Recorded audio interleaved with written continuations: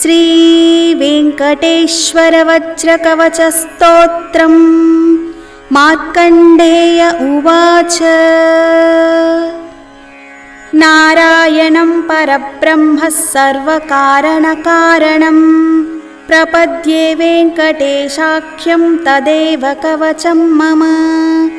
सहस्रशीर्षा पुरुषो वेङ्कटेशः शिरोवतु प्राणेशः प्राणनिलयः प्राणान् रक्षतु मे हरिः।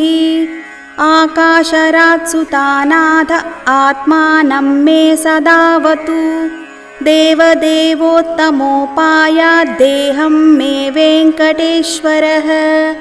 सर्वत्र सर्वकालेषु मङ्गाम्बाजानिरीश्वरः पालयेन्मां सदा कर्मसाफल्यं नः प्रयच्छतु।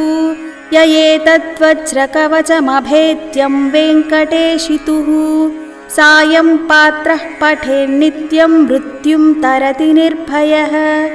इति मार्कण्डेयकृत श्रीवेङ्कटेश्वर वज्रकवचस्तोत्रम्।